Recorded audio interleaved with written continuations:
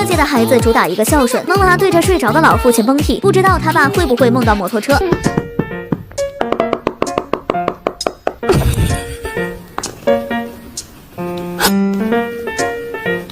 有被笑到，重新定义幸福一家人。你画了什么？这是我，这是我的孩子，这是我的老婆。你老婆挺漂亮呀，那我和你爸呢？这个是你，这是我妈的墓碑，这是我爸的墓碑。墓碑呀。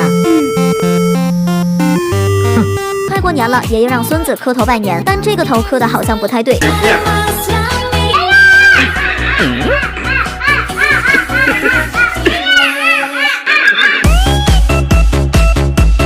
儿子把掉在地上的鸡肉给爸爸吃，最后还来个幸灾乐祸的表情。挑了一块肉给他，结果一不小心就给掉在地上，没想到他第一反应就是给爸爸送去。爸爸特别惊讶，他以为是儿子拿来孝敬他的，结果是因为掉在地上才给他。这孩子是在练习打氧气罐吗？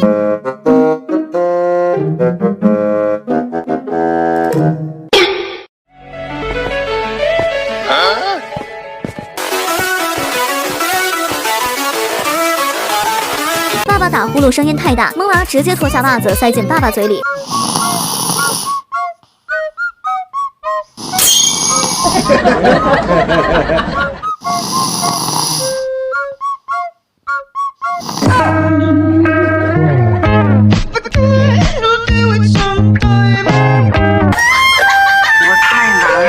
爸爸收拾东西未留意儿子的动作，结果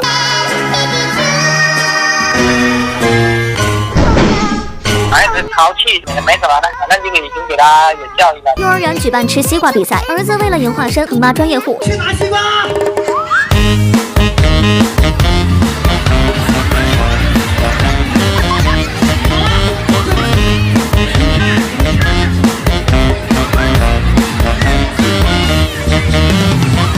儿子对待爸爸妈妈截然不同的态度，把爸爸整得挺尴尬。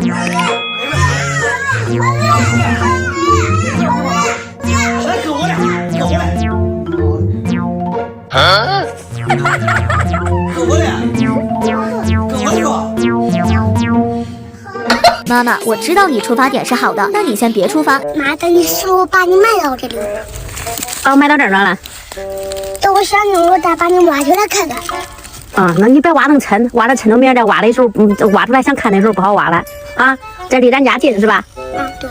那到俺家，真是。爸爸拿玩具枪威胁儿子，不料儿子直接举一反三。叫爸爸。我叫不叫？不叫图你看看吧，你叫不叫？叫。叫。